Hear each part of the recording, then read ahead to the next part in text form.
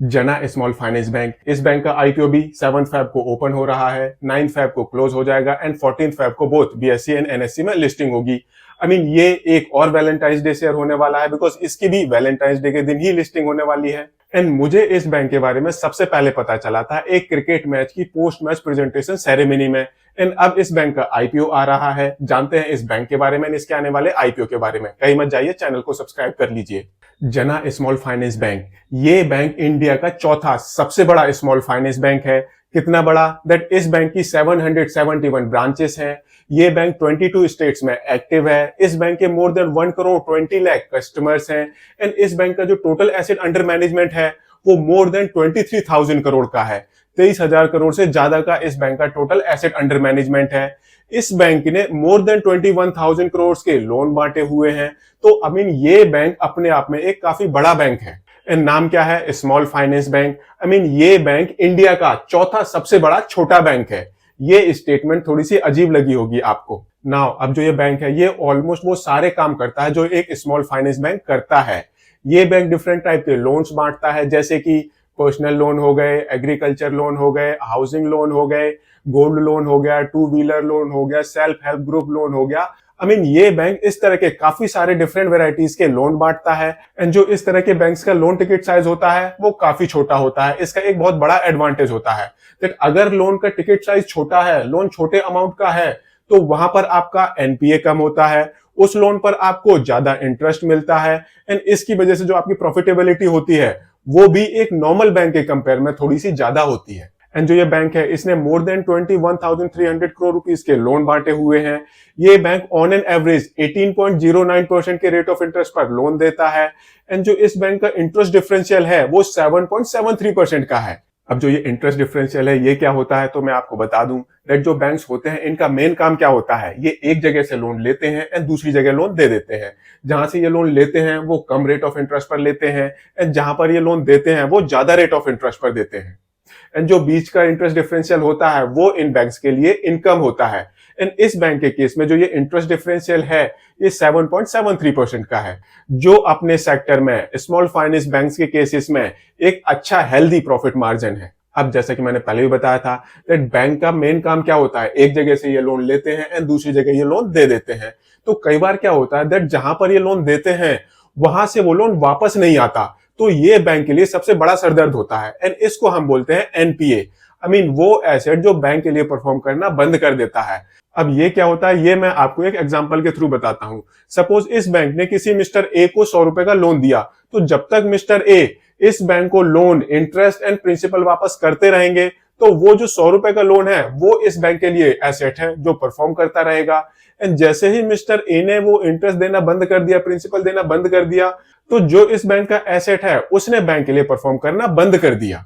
इसको हम बोलते हैं एनपीए। एंड जो इस केस में एनपीए है ये अप्रोक्सीमेटली 3% का है, जो कि एक बहुत बड़ी फिगर मानी जाती है बैंकिंग इंडस्ट्री के अंदर। हालांकि इससे ज्यादा एनपीए वाले बैंक्स भी मार्केट में हैं एंड इससे कम एनपीए वाले बैंक्स भी मार्केट में हैं। एंड बैंकिंग बिजनेस की एक और अनोखी बात होती है, काफी सारे बिजनेसेस में ये एक ऐसा बिजनेस मॉडल होता है जहां पर अगर किसी बैंक ने अपने ऑपरेशन से पॉजिटिव कैश जनरेट करना शुरू कर दिया तो मान लो ये बैंक के लिए बुरा टाइम शुरू हो गया है।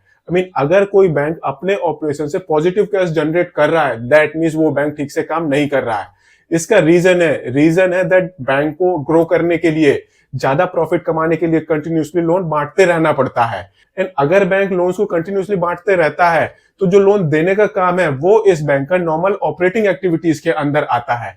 एंड यही रीजन होता है दैट जितने भी बैंक्स होते हैं, ज्यादातर बैंक्स की जो cash generation from operating activities होती है वो नेगेटिव होती है। ऐसे बहुत कम बैंक्स होते हैं जिनकी ऑपरेटिंग कैश फ्लो वो पॉजिटिव होता है। जना स्मॉल फाइनेंस बैंक ये इंडिया का चौथा सबसे बड़ा बैंक है। काफी अच्छा बिजनेस मॉडल है। जो ये बैंक है ये काफी अच्छे रेट ऑफ इंटरेस्ट पर लोन देता है। जो इस बैंक का इंटरेस्ट डिफरेंशियल है वो भी काफी अच्छा है।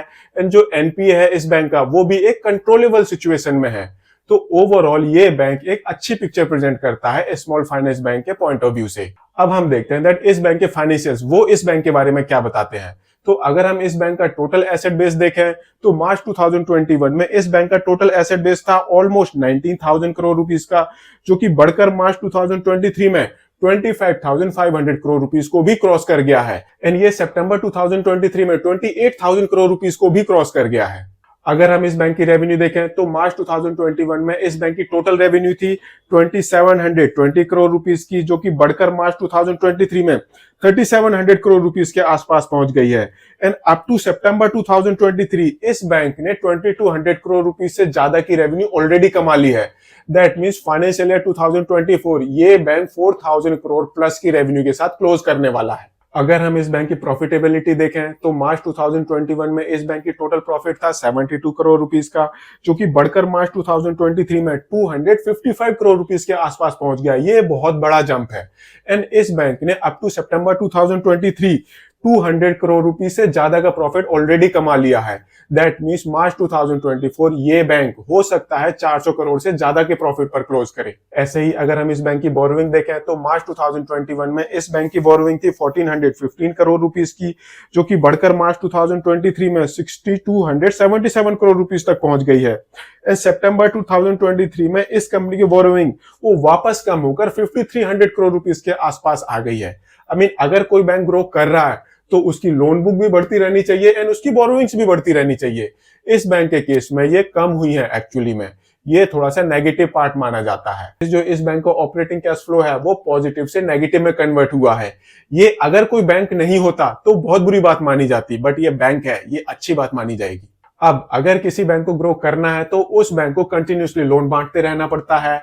अब लोन बांटने के लिए बैंक क्या करेगा, या तो लोन लेगा या फिर शेयर कैपिटल रेज करेगा। इस आईपीओ के थ्रू ये बैंक शेयर कैपिटल रेज कर रहा है एंड जो इस बैंक का टोटल आईपीओ साइज है वो है 570 करोड़ रुपीस का। इसमें से 462 करोड़ रुपीस का फ्रेश इशू है, बाकी ऑफर फॉर सेल है एंड जो भी पैसे इस आईपीओ के थ्रू इस बैंक के पास आएंगे उन पैसों का ये बैंक यूज करेगा अपनी कैपिटल को स्ट्रेंथन करने के लिए।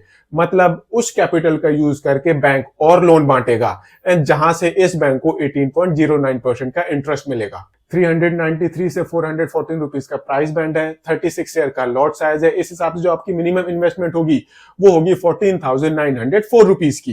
ये एक ऐसा बैंक है जो पहले अपने ऑपरेशन से पॉजिटिव कैश जनरेट कर रहा था, रिसेंट में ही इसने अपने ऑपरेशन से नेगेटिव कैश जनरेट करना शुरू किया है, वो अच्छी बात है। तो अब क्वेश्चन आता है, क्या आपको इस बैंक के आईपीओ को सब्सक्राइब करना चाहिए या फिर अवॉइड करना चाहिए? तो उसके लिए हम देखते हैं दैट ये बैंक अपने कंपटीशन में कहां स्टैंड करता है। तो जो ये स्मॉल फाइनेंस बैंक का सेक्टर है ये ऑलरेडी एक पॉपुलेटेड सेक्टर है, बिकॉज मार्केट में आज की डेट में काफी सारे small finance bank already listed हैं। किसी ने बहुत अच्छे रिटर्न दिए हैं तो किसी ने बहुत बेकार रिटर्न दिए हैं।